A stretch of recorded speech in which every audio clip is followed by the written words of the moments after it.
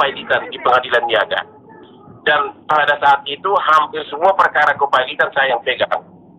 Hampir termasuk PT Kiani Kertas punya Pak Prabowo juga saya yang bela lolos dari kepailitan. Itu di situ saya dapat ratusan miliar rupiah. Ya ratusan miliar rupiah karena memang waktu itu kan dolar hampir 20.000. Ya, jadi sangat susah. Dan ini pun dengan corona ini bakal menggila ini perkara. Tapi belum sekarang. Orang-orang debitur para konglomerat masih sebagian besar masih sembunyi di Singapura. Nanti begitu pun mulailah terjadi perkara karena banyak kontrak yang terputus. Saya panen lagi begitu. Artinya apa? Kualitas akan selalu dicari orang. Saya 20 tahun Pak join sama Dr. Nono Anwar Makarim Harvard Group, bapaknya Nadiem Makarim yang Menteri Pendidikan. Dulu Nadiem Makarim ini anak kecil waktu saya sudah join sama bapaknya. Saya 20 tahun di Makarim Daerah International Firm, saya 4 tahun di Australia dengan pengacaranya 700 orang. Seperti yang saya bilang tadi, itulah yang membuat saya menjadi out of the box. Apapun persoalan hukum bisnis otomatis dari otak saya itu dalam bahasa Inggris sudah otomatis lancar. Akhirnya dalam musim corona ini akhirnya orang akan mencari. Orang akan selalu mencari. Kira-kira begitu. Sombong dikit boleh Pak Ustadz ya? Australia, Bang Lukman. Bang Hotman, Australia. Berapa orang lagu Gosi yang sampai ke sini? Kau tahu lagu Gosi, Bang? Lagu Gosi kampung halaman itu. Kerja kerasnya. 5 poin, bisa Bang ringkas. 1. Harus jelas tujuannya dulu. Kalau mau sukses kita harus jelas tujuannya dulu, ya. Karena kita tidak mungkin sampai ke tujuan kalau kita nggak tahu, ya. Yang kedua adalah nyali. Nyali adalah salah satu pokok penting modal sukses. Tanpa ada keberanian akan susah sukses. Yang ketiga adalah kalau seperti kata si pendiri Facebook, ya. persisten, ya, persisten. Artinya ngotot gitulah, ngotot terus menerus, ya. Yang keempat tentu kerja keras. Yang kelima adalah socialize, mengenal, membina relasi. Itulah 5 inti pokok dari yang saya terapkan selama ini. Yang dulu tidak ada rasa, sekarang jadi rasa percaya diri. Jujur aja Pak Ustadz, saya memakai berlian ini bukan untuk pamer, tapi saya datang ke tempat rapat dengan dasi mahal, semua orang tahu bermerek, dengan cincin berlian yang kadang satu berlian ini 6 miliar. Orang penampilan kita itu menjadi apa? Namanya itu self confident, convincing, ya. Orang bule itu Pak, saya kan paling sering bertarung sama orang bule. Orang bule itu suka nggak rendah sama orang Indonesia. Karena dia itu masih bodoh. Tapi begitu kita masuk ruangan dari mulai sepatunya pun dia tahu mereknya, dasinya dia tahu mereknya adanya di Champs-Élysées di Hollywood, adanya di Milan, dia langsung simpatik. Itu pamer, tapi adalah bagian dari profesi untuk tampil pede. Gitu. Itu yang mesti anak-anak muda nih tahu Bang Hotman. Apa 5 poin tadi? Dari mulai tujuannya jelas, bernyali, ngotot, kerja keras, sosialnya baik, kemudian tujuan dari gaya itu pun punya tujuan, bukan sekedar ingin hura-hura dan lain sebagainya. Saya kira itu mendidik. Kemudian terkait dengan 3S ini, banyak anak orang kaya gagal sekolahnya, narkoba, tinggal di luar negeri buta, betul. Tapi 3S ini bisa tes pendidikannya gimana? Pendidikan paling utama itu kan dalam keluarga. Apa yang dilihat kehidupan kita sehari-hari, mau tidak mau, itu otomatis melekat kepada jiwa anak.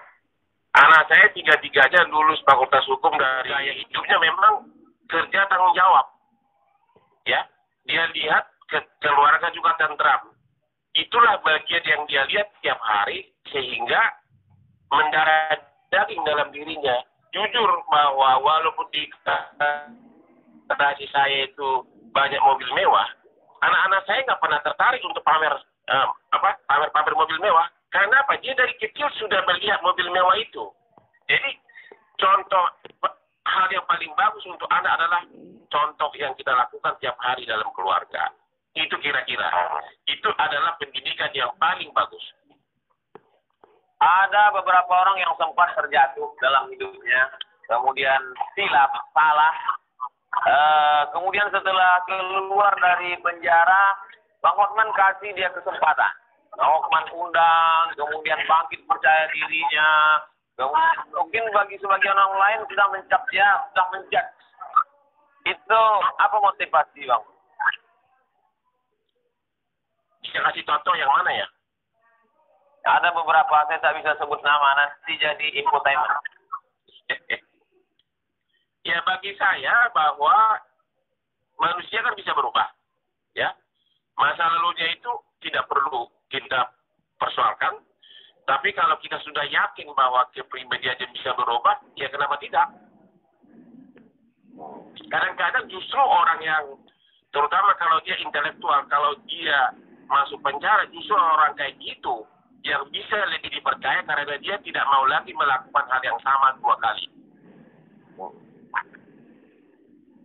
Ada banyak kasus, Bang Hotman. Dari mulai Nazarudin sampai Cis. Di antara semua kasus itu apa yang paling berkesan? Oke. Yang paling berkesan dalam hidupku adalah waktu krisis moneter tahun 98, waktu itu masih Presiden Soeharto, di mana saya ditunjuk oleh Bambang Triatmojo. Waktu itu IMF menutup 16 bank. Ya, IMF menutup 16 bank. Di situ saya 2 minggu duduk tiap hari dengan Bambang Triatmojo, anak sulungnya Presiden, sebagai pengacaranya. Saya bersama-sama dengan Adnan Buyung, Oce Kaligis. Di situ saya benar-benar merasa berarti apa? Anak orang kampung menjadi penasehat dari anak presiden. Dan saya ingat persis waktu itu, pernah Bambang Triatmojo meminjam buku saya. Buru-buru dia lari-lari, kenapa? Bapak minta katanya. Pasal berapa katanya. Jadi dia pinjam, terus dibawa lari-lari ke istana. Itu sangat berkesan. Kalau mengenai kasus-kasus, kalau kasus bisnis di Indonesia ini hampir semuanya keluar presidennya melalui kantor saya. Banyak benar kasus-kasus raksasa yang saya pegang dengan ide-ide out of the box bisa menang. Saya kasih contoh, saya pernah memenangkan perkara kepahitan di mana seorang kreditur saya kalahkan tagihannya $1 miliar. Tapi jaminannya adalah tambang di perut bumi. Pertanyaannya adalah, boleh nggak swasta menjaminkan kekayaan di perut bumi?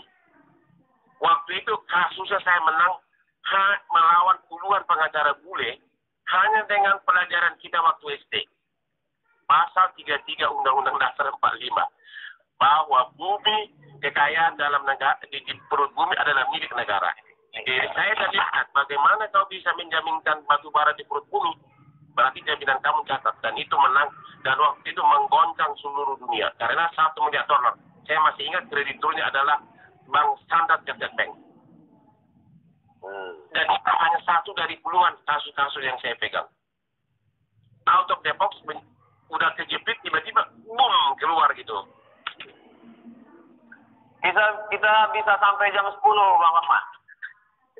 Bisa, terserah Pak Ustadz. Aku mau tanya nih Pak Ustadz.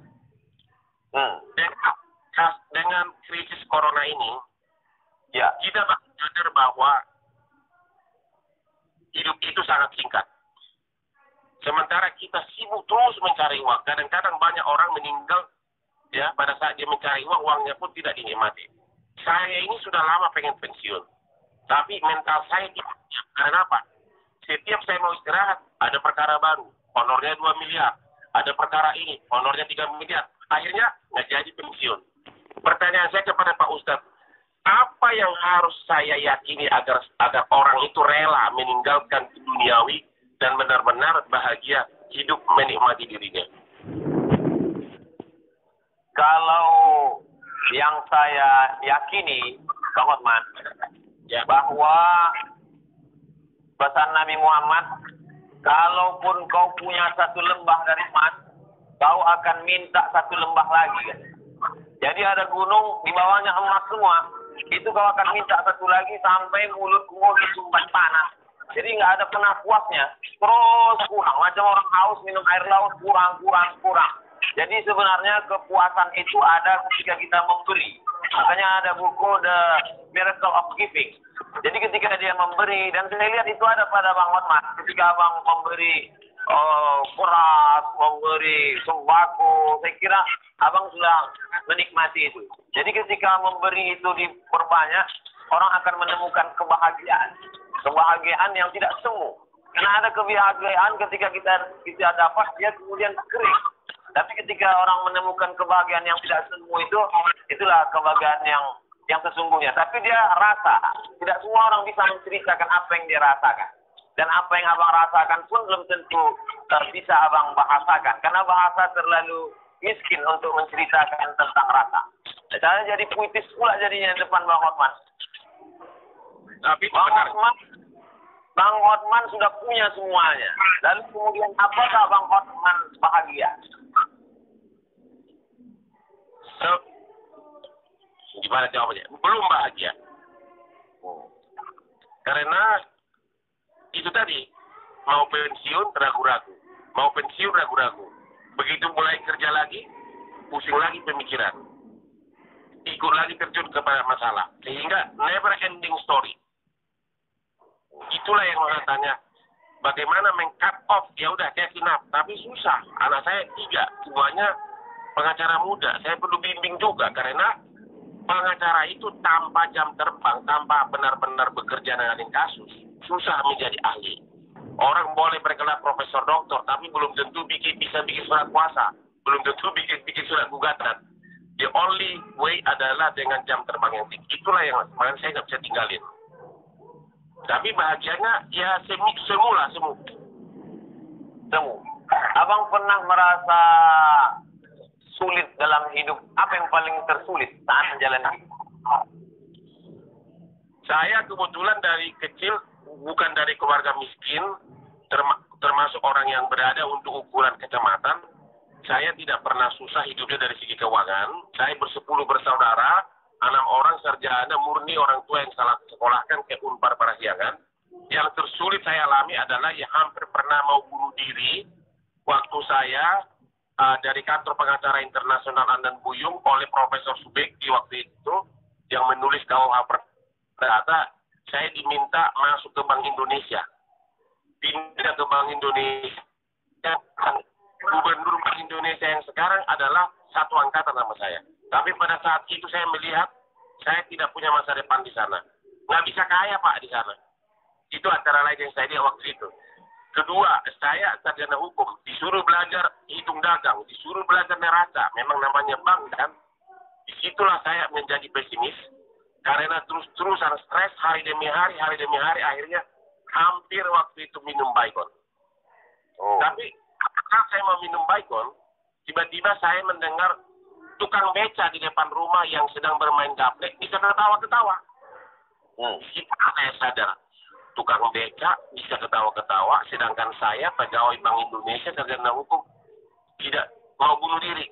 Sejak itulah tekad bahwa I have to do it. Saya harus pilih pekerjaan yang saya suka, and I will do it the maximum way, dan berhasil. Di tengah keberhasilan abang melewati masa-masa sulit segala macam, apa yang belum tercapai? Yang belum sebenarnya, pertama saya tidak pernah tertarik jadi pegawai negeri, tidak pernah tertarik jadi DPR, tidak pernah tertarik jadi menteri. Jadi sebenarnya sudah hampir tercapai semuanya. Sekarang yang belum tercapai adalah bagaimana 3 anak saya jadi pengacara benar-benar berkualitas. Yang kedua, agar saya bisa pindah ke Bali dengan tenang, bisa tiap jalan pagi melihat berbagai pemandangan wanita cantik sambil olahraga. Ya, kayak begitulah, mau hidup tenang di Bali. Hanya itu tujuan saya terakhir. Tidak mau jadi pejabat dan tidak tertarik. Mau menikmati hidup? Benar, menikmati akhir hidup. Hidup tidak bisa ditambah, Bang Hotman. Tapi kita bisa membuat hidup lebih berkualitas. Ya. Keyakinan saya mengatakan hidup sudah ditetapkan Tuhan. Sehingga ketika dia datang, kita tidak perlu takut dan kecewa. Karena kematian itu pasti datang ketakutan tidak memperlambat kematian, keberanian tidak mempercepat kematian. Tapi kita bisa membuat kisah hidup ini berkualitas. Mudah-mudahan kisah hidup Bang Hotman dan kita semua berkualitas. Baik, bermanfaat buat orang banyak. Di antara dua orang ini, Opung, Binahar, Utapea, dan Rusmina, Tiobinur, Simanjunta, siapa yang paling berpengaruh dalam hidup Abang? Wah, data saya dapat benar ya sama nama bapak saya tahu ya. Oke. Yang paling berpengaruh adalah dua-duanya IQ tinggi, saya tahu itu. Tapi yang paling berpengaruh dalam hidup saya adalah ibu saya. Ibu saya itu, waktu saya kecil, kami 10 orang bersaudara, dia bisa beli ikan mujahir 1 ember tiap minggu ke pasar. Ikan mujahir itu disup tiap hari dan dikasih ke anaknya dan selalu dengan pesan agar kau pintar di sekolah. Dia percaya, walaupun dia orang kampung, dia percaya bahwa makanan turut membantu IQ. Dia bisa sogok saya agar makan daun pepaya, makan telur. Jadi benar-benar ibu saya adalah yang paling berkesan dalam hidup saya. Cuma pada saat ada satu hal yang paling saya sesalkan, yaitu sesudah saya sukses, saya sering keluar negeri ditemani oleh ibu saya untuk check up ke rumah sakit. Sementara dianya saya tidak pernah check up karena tidak pernah mengeluh. Namanya juga ibu dari kampung kan, spirit fight-nya kuat. Ya. Padahal dia sudah menderita darah tinggi. Padahal darah tinggi kan sebenarnya gampang diobatin. Akhirnya apa? Tiba-tiba jatuh di kamar mandi, pecah pembuluh darah. Itulah penyesalan yang saya tidak bisa maafkan diriku. Dia bisa berjam-jam temanin saya di rumah sakit di Mount Hill di Australia untuk check up diriku di rumah sakit. Sementara dianya tidak pernah saya check up. Itu aja penyesalannya Pak Ustaz. Ini sudah mendekati jam 10 Bang Hotman. Saya takut kalau lewat nanti dihitung per detik. Jadi Pak Ustaz, ada di ujung penghujung acara ini ada syair yang mau saya bacakan. Ya. Saya mau lantunkan tapi takut suara saya putus-putus. Jadi saya bacakan aja. Ya. Molo adung nasala manang na urang bani haki. Saya anju mau. Mana tahu selama acara ini ada kata-kata tidak berkenan, cara menjawabnya tidak hormat, tidak sopan. Mudah-mudahan kita tidak tersinggung dan tidak merusak perasaan. Jawaban saya sama dengan bahasa Batak lagi. Jang adong nasala. Jang adong nasala, dak pola perlu anjun, karena tidak ada yang salah, tidak ada yang perlu dimaafkan gitu loh. Itu artinya itu. Ada yang mau Bang Hotman klarifikasi karena banyak sekali thumbnail yang ingin Abang klarifikasi pada momen ini. Silakan. Ya, sebenarnya sih banyak titipan pesan kepada saya menanyakan inilah, tapi karena saya lihat berbau terkait dengan agama, saya tidak mau membahasnya di sini. Mungkin ada banyak pesan ke saya. Tolong tanyakan kepada Ustadz atas ucapan-ucapannya masa lalu yang seolah-olah menyindir agama lain. Tapi kan Pak Ustadz tadi udah jawab. Ya itu aja klarifikasi. Ya. Saya ucapkan banyak terima kasih kepada Bang Hotman. Salam untuk Ibu Agustian Marbun. Ya, salam Jakarta. Sukses selalu. Mudah-mudahan kita bisa ketemu di lain kesempatan. Kalau datang ke Pekanbaru, jangan lupa kontak-kontak. Ketemu insya Allah. Terima kasih Pak Ustadz, Sobat. Terima kasih. Sampai ketemu. Ya.